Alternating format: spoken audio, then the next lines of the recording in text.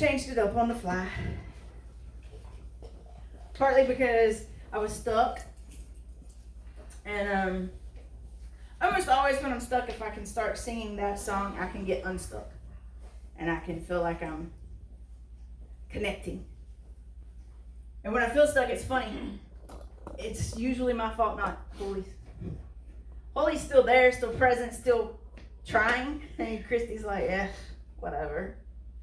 So when I sing, God, I need you, God, I need you, God, I need you, it breaks me. It makes me get out of the way. It moves me. Because Holy was already present, was already here, and was already wanting to do what Holy does. And I was being Christy. Because that's what Christy does sometimes. So wherever you are today, I hope that if you too felt stuck, I hope that as you thought about those words, or as you even hummed along at home, that you started to feel unstuck as well. So, real quick, I'm not here next week. We have someone who will be doing the speaking for us. Kay and Lavette will be handling music with videos. But Marcy will be speaking Sunday. So please come and show your support for Marcy. She's going to do a great job. I know she is. And so just show up and support her. And Marcy, thank you in advance. So before we get started today, let's pray. God, I need you. I need you to help me get myself out of the way. I need you to help me see these moments for what they are and not for what I may have wished for them to be. I need to see these moments as time with you, time with these people for us to seek and be together seeking. And not worry about an agenda or what happens in the next few weeks or few months. My focus needs to be on you. And God, if I need you in that way, I'm pretty sure there are other people that need you in that way too. So just please be with us all. Bless us. Touch us. Open our hearts and open our minds to all things you. Because that's what matters most. In your many names I pray. Amen. So today we're in John chapter 3. John chapter 3, Jesus, Nicodemus, and Jesus have a talk. And Nicodemus has snuck out in the dark to speak to Jesus. Because Nicodemus was a big deal in his community. He was one of the religious leaders. But starting with verse 10, this is what Jesus says to Nicodemus. Are you the teacher of Israel, and yet you do not know these things? I say to you, we speak of what we know and bear witness to what we have seen, but you do not receive our testimony. If I've told you earthly things and you do not believe, how can you believe if I tell you heavenly things? We speak of what we know. Last week I said that Holy provides comebacks. And we talked about Peter. Because Peter is a good story about Holy comebacks.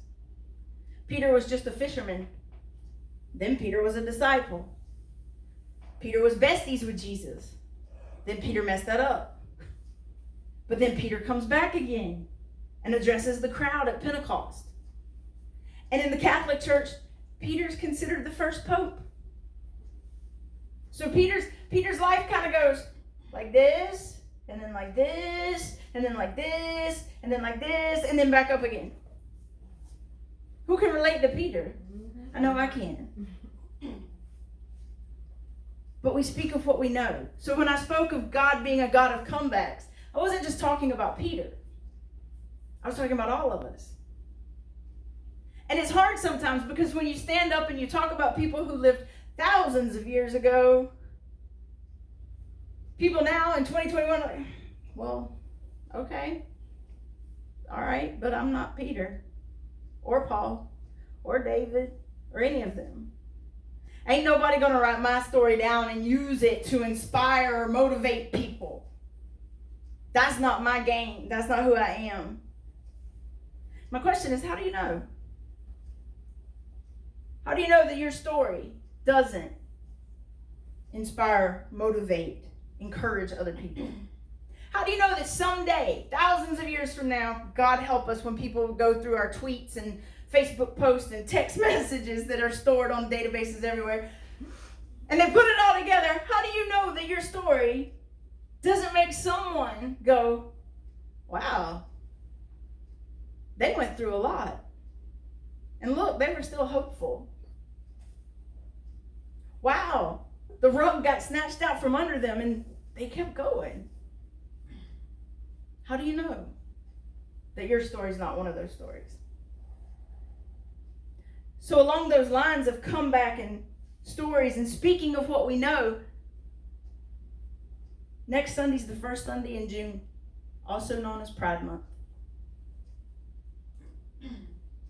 Pride Month is a time when we share our stories. Some of us, if we're ready, if we're comfortable. Pride Month is a time when we encourage other people and we remember the people who helped encourage us. So in honor of the God of comebacks and in honor of Pride Month, I wanted to share my story, my comeback. Some of you may know it. Some of you may think you know it. But today I want to share it because what if it helps somebody? So you know I was raised in a Pentecostal church. And you know that music has always been my life. So you know that I was on a stage in a Pentecostal church singing worship in the beginning of a church service on a Sunday. You probably also know that I knew from a very early age I was different. Other little girls would be playing with Barbies and talking about little boys, and Christy would be like, okay, that don't make no sense to me. But I learned the language and I learned how to blend in. So I lived my whole life knowing a truth that I did not share with the world about who I was. So I'm on that stage in that Pentecostal church and I'm in my 20s. And my truth has never been shared. My mother has been suspicious a few times, as mothers sometimes do. But I've never said the words. It's never been discussed. And that day I'm on stage and the doors are at the back of the church, so you're facing the doors. And the doors open, and they were double doors, and they swing open. And when they swing open, this woman steps through the doors in a red dress. And I forgot every word of the song. I just stopped. The bad part about that is I'm sharing a microphone with my then boyfriend. And he's like, you ain't singing. It's like, I'm not singing because shush. And I just stood there. And then my cousin's on the other side of me and she's like, you're not singing. I was like, I got it. I'm not singing. I forgot the words. Chill. Y'all got it. There's plenty of y'all. And I'm just standing there holding my breath as this woman's entering the church in her red dress. And I'm like, oh, wow. This feels like it's a shift. This feels like something's about to change. And then her husband and 3 children came in after her. I would go on to try to avoid this family. I didn't want to be around them, didn't want to spend time with them, because something about her was messing with me. And that truth that had stayed buried all the way up until my 20s was bubbling and going, hey, I'm going to come out now, I'm going to come out now, I'm going to come out now. And I'm going, no, you're not. You're going to shh. Well, then she confronted me. Why are you avoiding me? Well, I don't know. I'm just a weirdo. Try to play it off. Christy, you remember how to speak this language. You can do this. You can blend in. You've got this. So we all start hanging out. The husband, the 3 children, me, the woman, other people. Everybody gets tight. Everybody gets close. We do lots of things together. We start going to different churches and playing music and singing for people. And the whole time there's a truth that I'm not sharing. And the whole time there's a truth that she has that she hasn't shared. And so finally, one night she gets brave. I wish I could tell you I was the brave one, but I wasn't. She gets brave and she tells me her truth. And I play a part in that truth. And I was like, wow, your truth is the same as my truth. I like you too. But this is going to be messy. What do we do? You have a husband, you have 3 children. And you know, we were both raised Pentecostal, so we knew the rules. You have to leave your church. You have to lose your people. You have to lose your God. That's what we were taught. So we would have these late night phone conversations where we would discuss this process. How do we do this? How painful is this going to be? Are we sure we want to do this? Is there a way to have this truth but not destroy everybody we know? Because that was the fear. I wasn't so much worried about me. I was worried about hurting all of the people around us. But I wasn't worried enough to deny what was happening. So we planned it. She told her husband. I told my mom.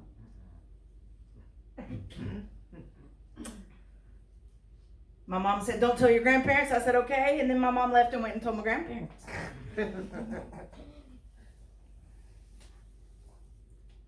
And I never went back to church. After we told them that was my life, it was over. I can't be there anymore. Because what we were raised in told us that God didn't know us and didn't love us. Because we loved one another. Now there's a lot to that first relationship story. Lots of junk. We ain't going to go through it all. But let's fast forward because it's 8 years of on again, off again, on again, off again. And it was my first relationship. My first real relationship. So I'm emotionally so wrapped up in this. Maybe to the point that it wasn't even healthy.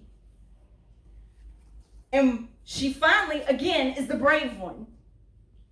And she pulls the plug for the final time. She says, we ain't doing this no more. I was like, okay. But then I was crushed. Because there were things that came out in this process. There were infidelities that came out in the process. I found out things I didn't want to know about her.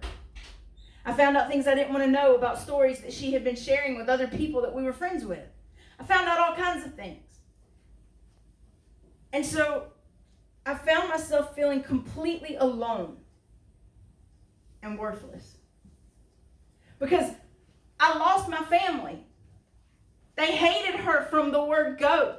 So my family wanted nothing to do with us for at least 6 months. So for at least 6 months, I had no family connections, really. And I had lost my church. Because that's what had to happen, right? That's what we were taught. So this horrific thing happens, or what I think is a horrific thing happens, and we break up for the final time, and I have nobody. Because lesbians are weird. And they choose sides when you break up. And because of the stories that were told, they all chose, and they chose her, not me. So I was alone. I found it hard to get up and go to work. We worked in the same building. I found it hard to do much of anything. So I went for a walk. I left my mom's house and I started walking down Highway 20 towards Coe's Landing. And as I'm walking, I'm crying because, oh, poor beautiful me, life is so bad. And there's a semi-truck in the distance. And as the semi-truck is coming towards me, I'm thinking about how bad my life is. I'm thinking about how I've destroyed everything. How I've hurt so many people. And I decide I'm stepping in front of that truck.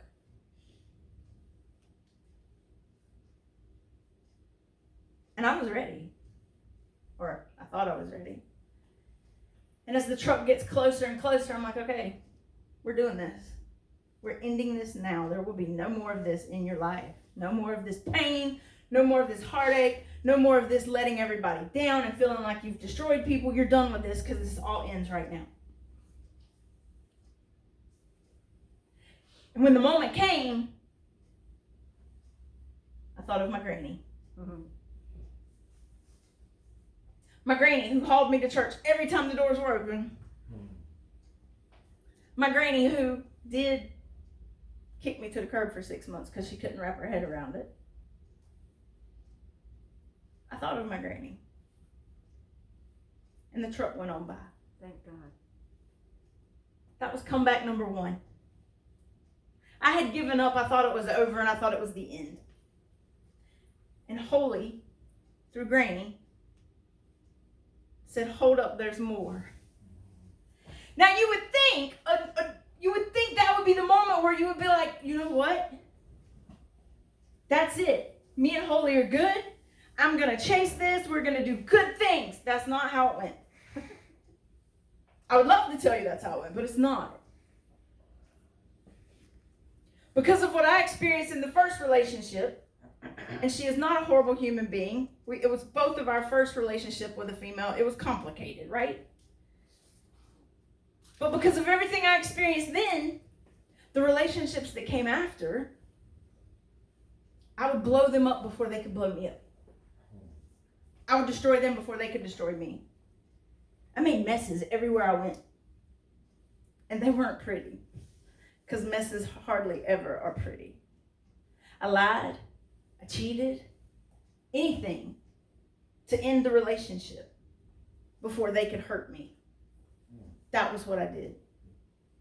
That was who I became. And I still did not have a church. Because I still was like, I can't go to church.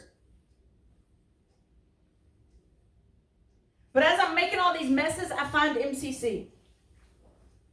And I start dabbling with MCC. I put my right foot in, I take my right foot out. I put my right foot back in, I take it back out. I don't commit. I just kind of pop in and leave, pop in and leave. But then, y'all got a pastor named Diane. And Diane met me. And she started having interesting conversations with me. And one of her first questions was, do you feel that God abandoned you? And I laughed. I said, no, that's the funny thing. I've never felt that God left me or abandoned me. I felt like people who claimed to speak for God abandoned me. I feel like people let me down. I don't feel like God let me down. And then Diane did this crazy thing. She said, there's hope for you, and believed in me, and let me start doing music with Kim and Kay. That was comeback number 2. God used Diane to open a door. God used Diane to make me talk about things that I had not talked about in ages. Because see, way back when, before that first relationship, I knew I was called. I knew I was supposed to do things. I knew I was supposed to teach people about God and how that love does not compare to anything you experience here through human form. And I had to teach people that everything they had been taught before was baloney. I knew even as I was going through all of the stuff I was going through and making all the messes I was making. But I thought that path was cut off. And it was Holy through Diane and MCC that gave me comeback number 2. Gave me church. Gave me family. Now, most of you have lived this part. So you would think after comeback 1 and then comeback 2, okay, this girl gonna get her junk together now, right? No, I blew it up again. I blew it up again. Made a big old mess again. And everybody felt the ripples. I threw the rock in and it just... And everybody felt it. Everybody was touched by it. The weird thing.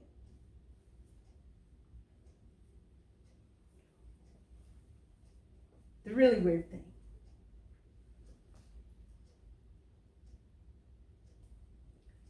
Dr. Tom. I don't know why him.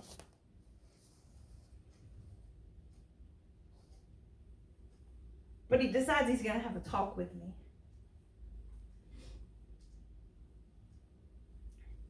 And Dr. Tom was more strict than me.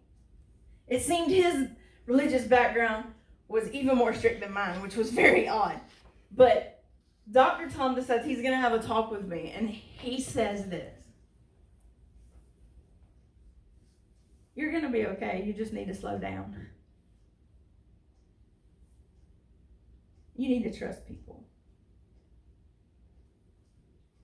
I told Diane what Dr. Tom said, and Diane's like, wow, Tom said that?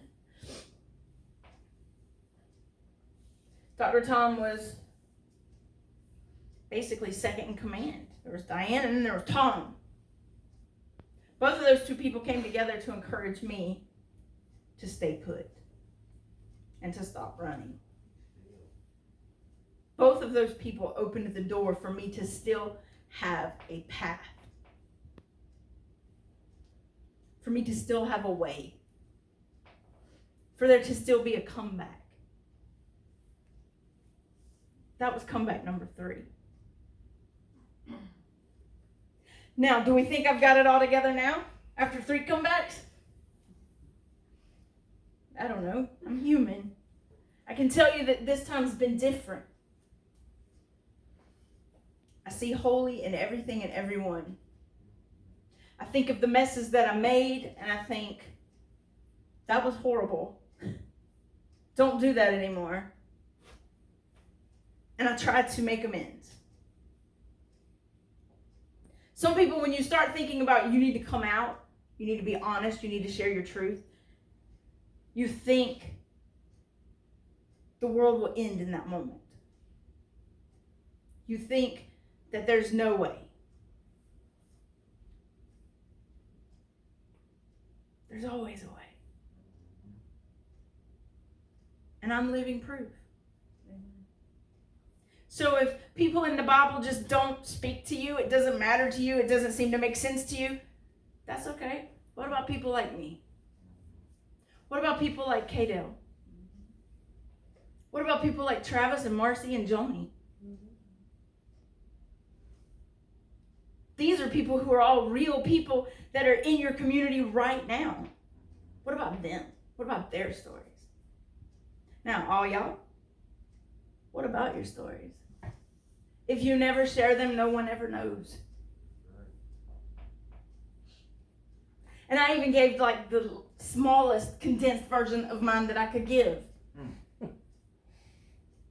But if you never share, how do people know that, oh wow, Joni's somebody I can talk to because Joni's lived something similar to me. Travis is someone I can trust because Travis has lived through some things like me. I can trust Thrive MCC with my heart because they're people that are like me. They've been rejected. They've been kicked to the curb. They felt like it was all over and that they wanted to end it on their own terms, and yet they're still there. But if we never tell our stories, if we never speak of what we know, how do we help other people? And a lot of people get stuck. I got stuck last night. I was thinking about what I was going to say today, and I told Sherry, I can't do it. I can't stand up there and do it. I don't want to talk about it. Because, see, I still don't like that Christy much. I don't like talking about her. She upsets me.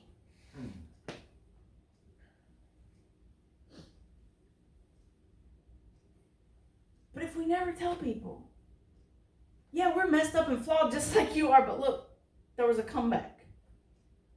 And in my case, there have been multiple comebacks. How will they believe in comebacks? How will they believe in hope? How will they believe that they can live the life they want to live their truth the way they want to live it, if they never hear from people like us? Psychiatrist Elizabeth Kubler-Ross said this: the most beautiful people we have known are those who have known defeat, known suffering, known struggle, known loss, and have found their way out of the depths. These people have an appreciation, a sensitivity, and an understanding of life that fills them with compassion, gentleness, and a deep, loving concern. Beautiful people do not just happen. Beautiful people don't just happen. There's a story behind them. There's a story that they've lived through that makes them the people they are. And in our case, and in everybody's case, there's a God of comebacks who writes the story with us. And when we want to start making it a great big mess, says, just give me the pen. Let me write for a while. So next week begins Pride Month. And there's hope. There's hope for every single one of you. Because of somebody like me. Somebody like me